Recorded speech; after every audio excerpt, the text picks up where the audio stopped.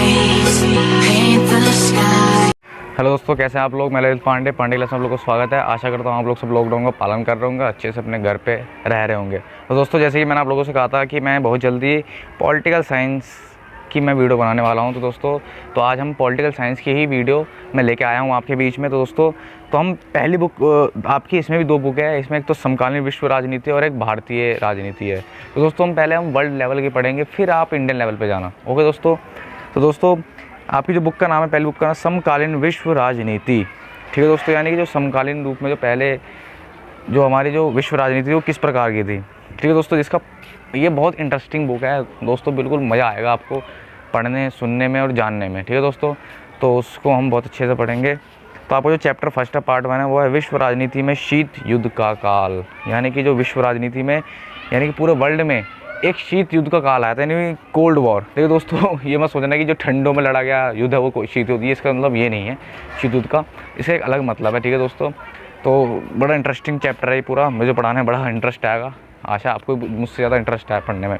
तो दोस्तों, जो इस चैप्टर के अंदर हमारे जो मुख्य टॉपिक्स रहेंगे, यानी कि जो हमारे जो स्पेशल जो टॉपिक्स रहेंगे, जो हमारे जो मेन टॉपिक्स रहेंगे, वो क्या क्या रहेंगे, जिसमें मैं जो हम पढ़ेंगे इस पूरे चैप्टर में, क्या द्वितीय विश्व युद्ध के बाद दो ध्रुवीय विश्व का उदय। यानी कि द्वितीय विश्व युद्ध, यानी कि दूसरा सेकंड वर्ल्ड वॉर होने के बाद हमारा जो पूरा वर्ल्ड था वो दो पोल में, यानी कि दो कहते हैं, एक दो पार्टीज़ में, दो जैसे कि एक पार्टीज़ कह सकते हो, या एक दो विचारधारा के रूप में बट गया था। अभी आगे पढ़ेंगे क्या विचारधारा थी।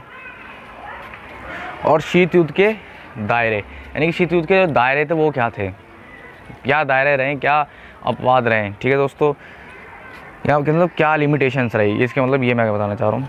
अब तीसरा क्या पढ़ेंगे, दो ध्रुवीयता को चुनौती, गुट निरपेक्षता आंदोलन। यानी कि जो दो विचारधाराओं को चुनौती देता हुआ, उनको कम्पीट करता हुआ क्या, गुट निरपेक्षता आंदोलन, वो क्या था। और चौथा है नव अंतर्राष्ट्रीय अर्थव्यवस्था की खोज, यानी कि न्यू इंटरनेशनल इकोनॉमिक जोन की जो खोज, डिस्कवरी करी, वो क्या थी। भारत एवं शीत युद्ध, यानी कि भारत और शीत युद्ध के बीच क्या चल रहा था, भारत और शीत युद्ध के बीच क्या था। ठीक है दोस्तों, जैसे कि मैंने बॉक्स में लिख रखा है कि प्रथम विश्व युद्ध, क्योंकि बहुत से बच्चों के मन में आया कि प्रथम विश्व युद्ध, सेकंड युद्ध कब हुआ, और आपको जानना बहुत ज़रूरी है। जब पॉलिटिकल छात्र हो, 12th लेवल में आप पॉलिटिकल पढ़ रहे हो, आपको ये बेसिक जो चीज़ें वो पता होनी चाहिए कि सेकंड वर्ल्ड वॉर कब हुआ, फर्स्ट वर्ल्ड वॉर कब हुआ। ठीक है दोस्तों, तो फर्स्ट जो वर्ल्ड वॉर हुआ था वो होता 1914 से 1918 तक। ठीक है दोस्तों, और सेकंड वर्ल्ड वॉर हुआ था 1939 से 1945 तक। तो दोस्तों, अब हम आगे बढ़ते हैं, जानते हैं, यानी कि हमें आपको ये चीज़ जानकारी होनी चाहिए बेसिक कंसेप्ट से पूरी बुक पढ़ने के लिए। क्योंकि दोस्तों, देखिए दोस्तों, मुझे मन में आपके मन में ज़रूर ख्याल आया होगा कि सर ने बता दिया, लेकिन डेट और पता लगती, महीना तो और मज़ा आ जाता। तो मैंने आपके मज़े को और दुगना तिगना करने के लिए मैंने डेट भी मेंशन है और मंथ भी मेंशन कर दिया कि प्रथम विश्व युद्ध 28 जुलाई 1914 से 11 नवंबर, सॉरी दोस्तों, थोड़ा कॉल आ गया, माफ़ी चाहता हूँ, मतलब 11 नवंबर से 1918 तक चला था। ठीक है दोस्तों, प्रथम विश्व युद्ध, समझ आया। और दूसरा द्वितीय विश्व युद्ध कब तक चला था, 1 सितंबर से 1939 से 2 सितंबर 1945 तक चला था। ठीक है दोस्तों, तो इतने लंबे समय तक हमारे विश्व युद्ध चले। विश्व युद्ध का मतलब होता है कि पूरा वर्ल्ड इसमें भागीदारी लिया जिस युद्ध में, ये नहीं किसी एक देश दूसरे देश से लड़ रहा है, पूरा वर्ल्ड इसमें भागीदारी लिया। ठीक है, एक तरफ में अलग देश थे, दूसरी तरफ में अलग देश थे, तो उसमें ऐसा था। ठीक है, तीसरे में देखिए, द्वितीय विश्व युद्ध में आपको बताता हूँ, धुरी राष्ट्र तो मित्र राष्ट्र में आपके जितने भी कहते हैं, इसको आगे पढ़ेंगे, अभी बताना मज़ा नहीं आएगा, थोड़ा थ्रिलर रखते हैं, सस्पेंस। ये दोस्तों, तीसरा, द्वितीय विश्व युद्ध के बाद पूरा विश्व दो खेमों में बट गया। दो खेमों मतलब दो पार्टीज़ में बट गया, दो कहते हैं एक टीम में बट गया। क्या थे, पहला एक खेम पूंजीवादी, यानी जो पूंजीवादी कौन थे, पश्चिमी थे, यानी जितने भी आपकी यूरोपियन कंट्री, एक तरह से मान लो यूरोपियन कंट्री हो गया, अमेरिकन, ये सब साइड की जो वेस्टर्न कंट्रीज़ हैं, वो सारी थी पूंजीवादी व्यवस्था को मानती थी, वो एक टीम थी। दूसरा खेम क्या था, समाजवादी, जो कम्युनिस्ट को मानती थी, यानी कि जो कम्युनिस्ट कह रहा हूँ, वो तो दूसरा होता है, सोशलिस्ट को जो मानती थी पूर्वी देश, यानी कि आपके ये सोवियत संघ, रूस, तुर्किस्तान, बलूचिस्तान, ये सब आते थे। ठीक है, आपके चाइना। ठीक है दोस्तों, तो इसमें भी बट गया। ठीक है दोस्तों, अब आपके मन में आ रहा होगा कि भारत किस में था। मैं दोस्तों आपको बता दूं, भारत दोनों में से किसी में नहीं था। ये आगे हम जानेंगे वो किस में था।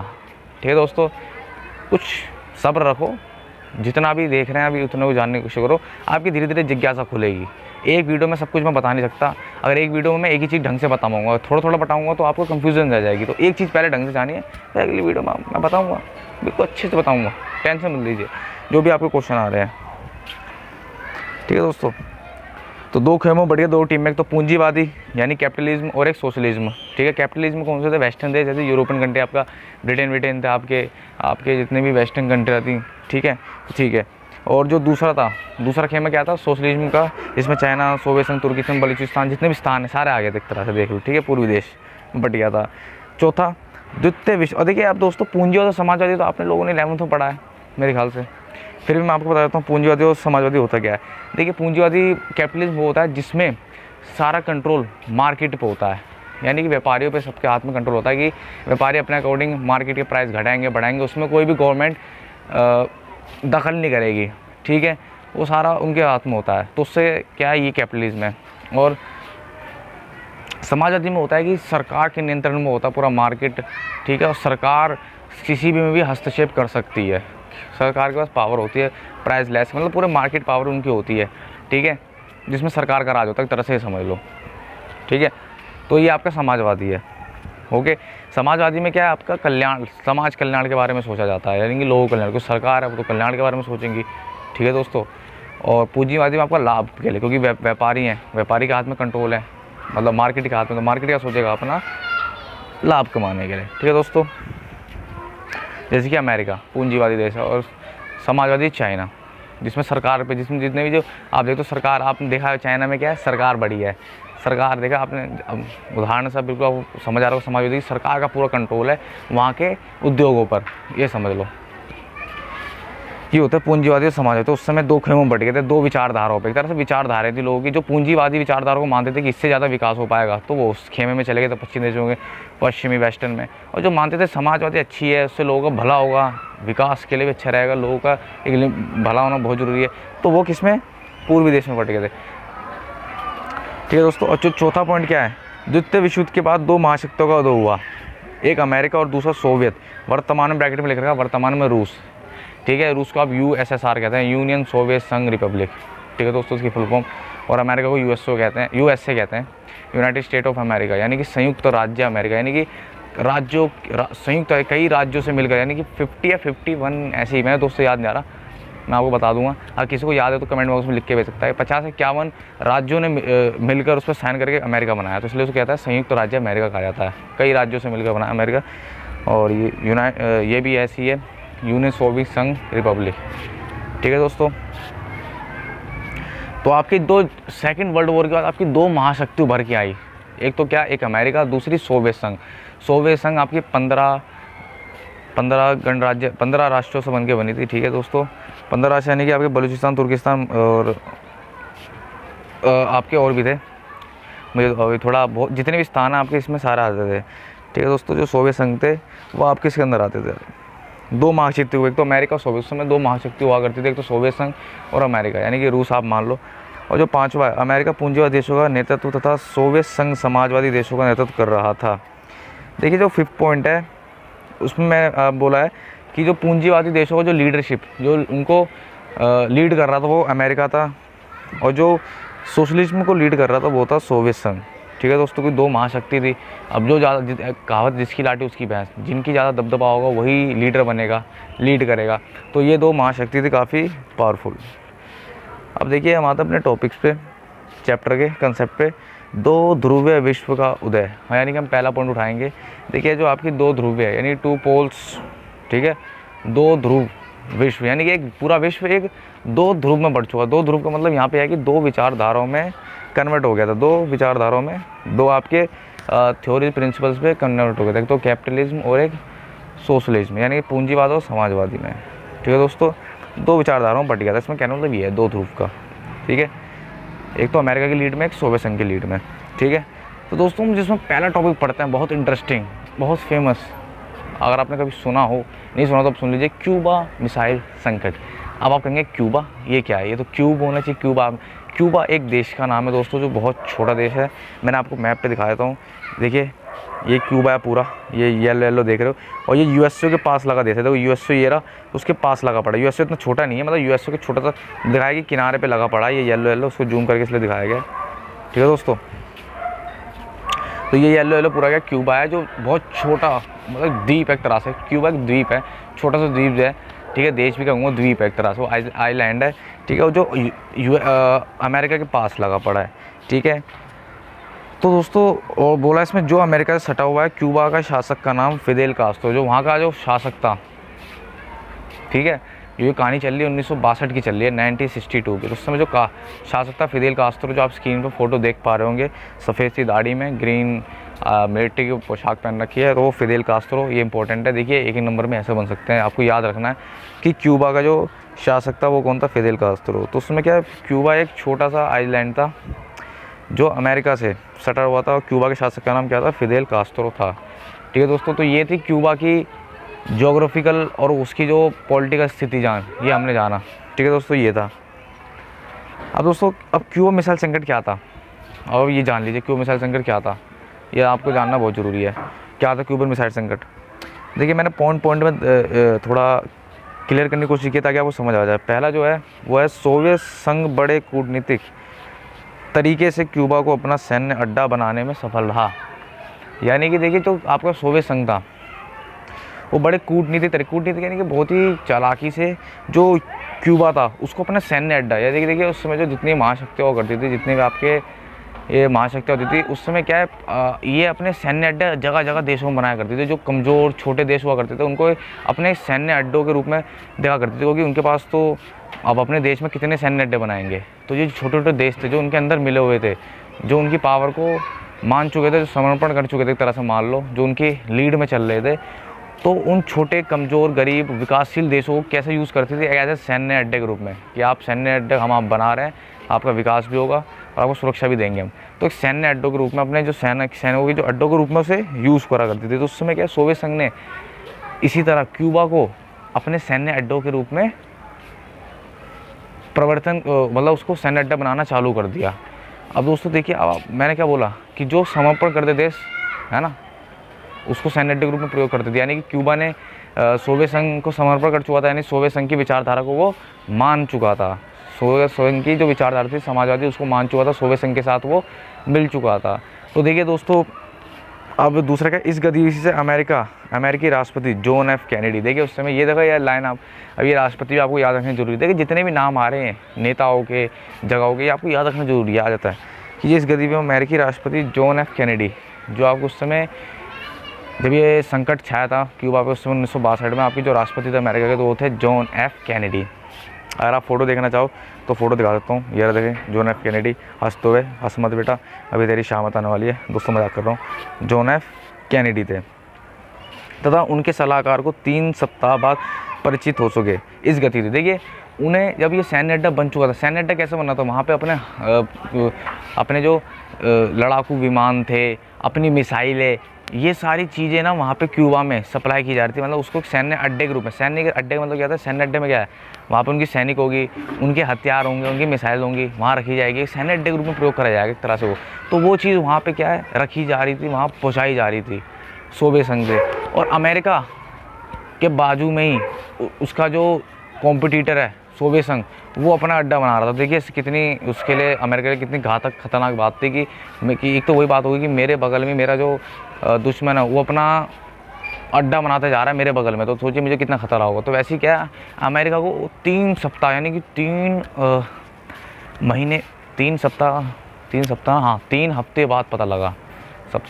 हफ्ते तो होता है दोस्तों थोड़ा, हाँ 3 सप्ताह, हाँ तो 3 हफ्ते बाद यानी कि लगभग 1 महीने बाद उसे पता लगा कि मेरे बाजू में ऐसी गतिविधियाँ चल रही हैं, ऐसे प्रोसेसिंग चल रही है, सोवियत संघ एक सैनिक अड्डा बना रहा है क्यूबा का, ठीक है, अमेरिकी राष्ट्रपति को।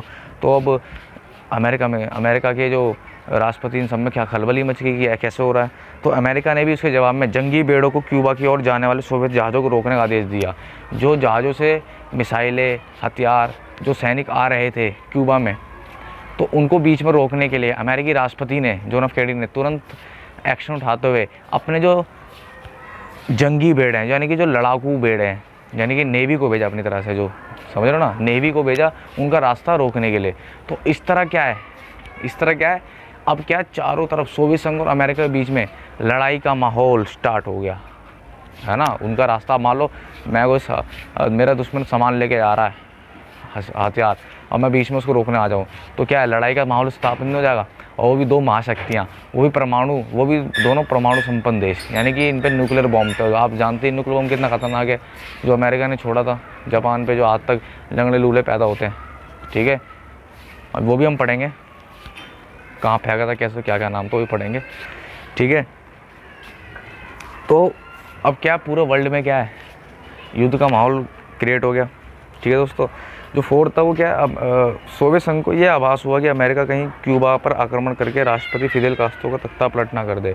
अब देखिए, जब जंगी भेड़ियों को रोकने भेजा उसने, तो उन्होंने जो क्यूबा, जो आपके सोवियत संघ थे, सोवियत संघ वालों ने सोचा, सोवियत संघ के जो उस समय जो नेता थे वो थे निकिता खुरुश्चेव, थोड़ा अजीब सा लग रहा होगा नाम, लेकिन ऐसे ही है, क्या करूँ, निकिता खुरुश्चेव। उनकी फ़ोटो देखनी है आपको, उनके भी दीदार करने दिखाता हूँ, ये देखिए बड़े हंस रहे हैं ये भी। तो निकिता खुरुश्चेव, इन लोगों ने सोचा कि यार कहीं अमेरिका को पता लग गया तो अमेरिका कहीं क्यूबा में फिदेल कास्ट्रो को तख्ता पलट ना कर दे, यानी कि उनको हटाकर अपना आधिपत्य, अपना अधिकार ना जमा ले, फिर तो हमारा पूरा काम उलट हो जाएगा, ठीक है। तो ये खतरा हो गया। तो ऐसी स्थिति में दोनों महाशक्तियों के बीच मध्य में युद्ध के बादल मंडराने लगे। इसे ही क्यूबा मिसाइल संकट कहने जाने लगा, समझ रहे हो, क्यूबा मिसाइल संकट कहने इसे ही कहा जाएगा कि अब दोनों के बीच में क्या तनाव उत्पन्न हो गया, युद्ध का माहौल उत्पन्न हो गया। अब दोनों क्या है, काफ़ी आमने सामने, क्या काफ़ी आक्रोश से रूप से दोनों भर गए, दोनों के बीच में युद्ध का माहौल जाने लग गया, ठीक है दोस्तों। भाई यार, तो ये देखिए, ये आपका है, तो ज़रा दोबारा से देख लें सर कि क्यूबा मिसाइल संकट क्या था। देखिए मैं बता रहा हूँ दोबारा से कि सोवियत संघ बड़े कूटनीतिक तरीके से क्यूबा को अपना सैन्य अड्डा बनाने में सफल रहा, यानी कि जो उस समय सोवियत संघ था, आपका रूस कह लो, उस समय क्यूबा को अपना सैन्य अड्डा, यानी कि अपने मिसाइल हथियार वो वहाँ पे अपना भेजना चालू हो गया, ठीक है दोस्तों। तो इस गतिविधि से अमेरिकी राष्ट्रपति जॉन एफ कैनेडी तथा उनके सलाहकार को 3 सप्ताह बाद परिचित हो सके, यानी कि जो इस गतिविधि से जो प्रक्रिया चल रही थी सोवियत संघ के द्वारा कि अपने दुश्मन के बाजू में अपना सैन्य अड्डा स्थापित करने वाला, उससे वो लगभग 1 महीने बाद वो परिचित हो पाए कि ऐसे कैसे हो गया, ठीक है। तो इसके जो जवाब में अमेरिका ने अपने जो नेवी थी, जो लड़ाकू जो जहाज़ थे, उनको क्या है, क्यूबा को आते हुए जो सोवियत संघ के जहाज़ थे, यानी कि मिसाइल से लेकर, उनको क्या है, रोकने के लिए अपनी नेवी भेजी, ठीक है दोस्तों। तो इस चीज़ से सोवियत संघ को डर हो गया, भेजा, तो सोवियत संघ को डर हो गया कि कहीं क्या कहते हैं, अमेरिका को पता चल गया तो अमेरिका कहीं तख्ता पलट ना करते फिदेल कास्ट्रो, यानी फिदेल कास्ट्रो को हटाकर अपना अधिकार ना कर ले। तो इस बीच क्या, दोनों के बीच में क्या तनाव और दोनों के बीच युद्ध के बादल मंडराने लगे। ऐसा लगा पूरे वर्ल्ड में कि अब 3rd वर्ल्ड वॉर होने वाला है, क्योंकि अब 2nd हुआ था, अभी 2 महाशक्तियाँ लड़ेंगी, तो अकेले तो लड़ेंगी नहीं, तो इनके साथ पूरा वर्ल्ड लड़ेगा, समझ रहे हो दोस्तों। मान लो कोई भी यार, अब कोई भी 2 महाशक्ति लड़ेगी, कोई भी देश लड़ेगा, तो वो अकेले थोड़ी लड़ेगा, वो सबको लेकर लड़ेगा ना, 2 महाशक्ति भाई उसके, क्योंकि अपने वो लीडर है, लीडर लड़ेगा तो लीडर अकेले। अब मान लो कोई राजा लड़ता है, तो राजा खाली राजा थोड़ी लड़ते हैं, राजा के साथ पूरी सेना लड़ती है, पूरी वहाँ की प्रजा में जो सैनिक होते हैं वो लड़ते हैं ना, है ना। तो ऐसी क्या है, एक तरह से राजा थे दोनों अपने अलग स्टेट, अपना अलग अलग एरिया के, तो उनके साथ क्या पूरा देश लड़ता, पूरा वर्ल्ड लड़ता, तो क्या 2nd वर्ल्ड वॉर होने की स्थिति उत्पन्न हो गई। ऐसा लगा अब तीसरा विश्व युद्ध होने की स्थिति उत्पन्न होगी। अब तीसरा विश्व युद्ध होने जाएगा 1962 में। ऐसे बादल मंडराने लगे, खैर हुआ नहीं।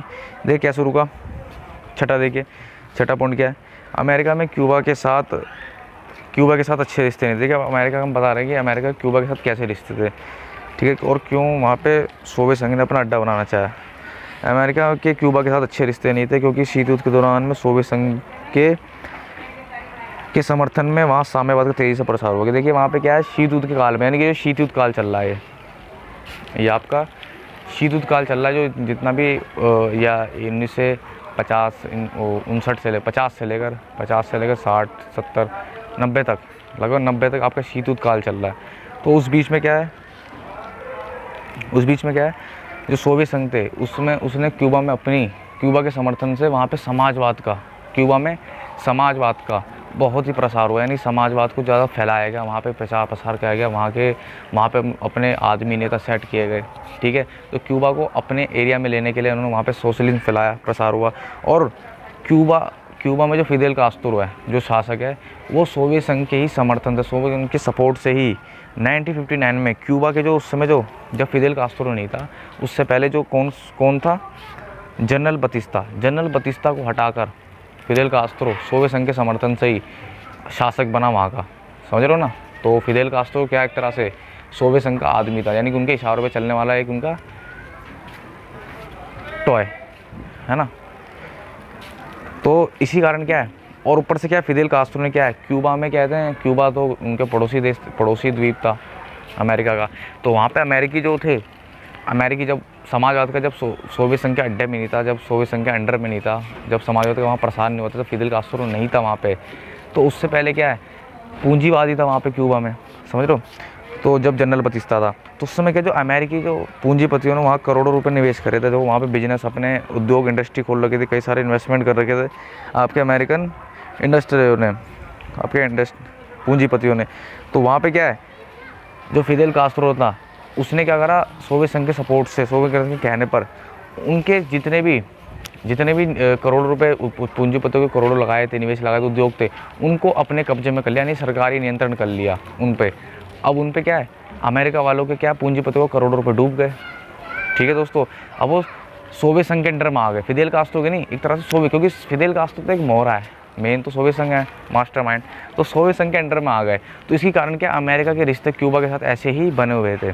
देखिए, समझ रहे हो ना, ये क्या है, शुरू अचानक से हुआ, पहले से ये सीन धीरे धीरे चीज़ें चलती आ रही थी, और एकदम से वो इस चीज़ पे आके फटी, ठीक है।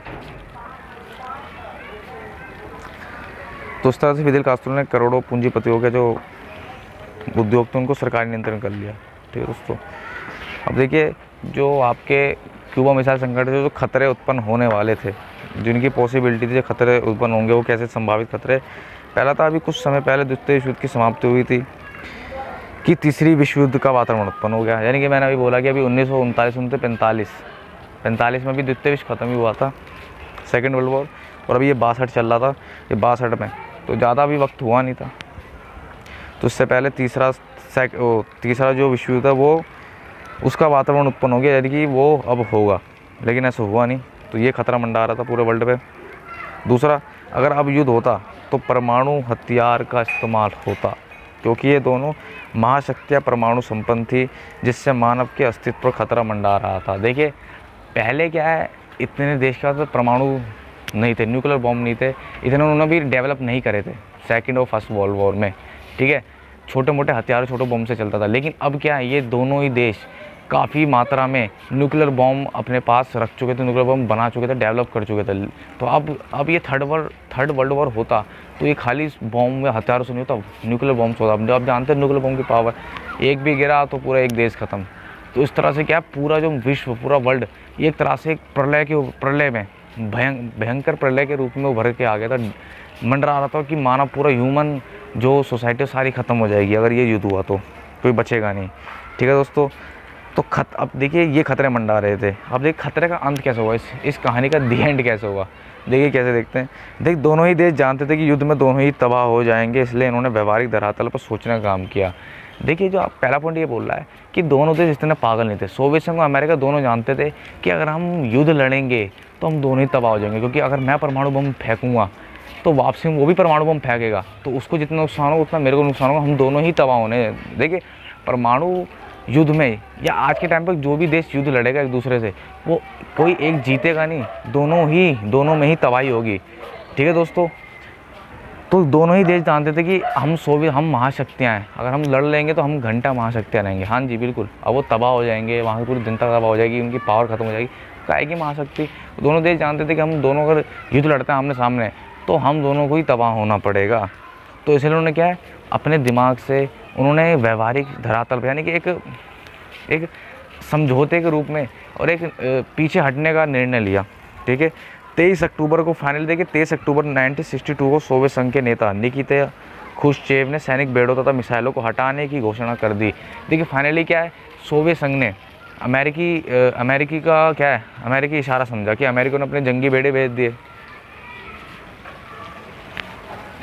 तो फाइनली क्या है, अमेरिका के इशारे पे जो समझ गए थे कि अमेरिका युद्ध के लिए तैयार है, तो और अमेरिका भी अपने क्या जंगी बेड़ों को वापस करने के लिए तैयार था। अगर वो अपने जितने भी सैन्य अड्डे में जिन्होंने जितने भी हथियार मिसाइलें जो कलेक्ट करी थी क्यूबा को, तो क्यूबा को सैनिक अड्डे से रिप्लेसमेंट कर दे, कहीं और सैन्य अड्डे बना दे का है बेशक, लेकिन क्यूबा से सैन्य अपने अड्डे हटा दे सारे। तो इस इशारे को समझते हुए निकिता क्रुश्चेव जो उस समय वहाँ आपके सोवियत संघ के राष्ट्रपति थे, तो उन्होंने इस चीज़ को मानते हुए 23 अक्टूबर 1962 को अपने जंगी बेड़े, अपने सारे क्यूबा में जितनी मिसाइलें थी सबको वहाँ से हटाने की, सैन्य अड्डे को हटाने की घोषणा कर दी।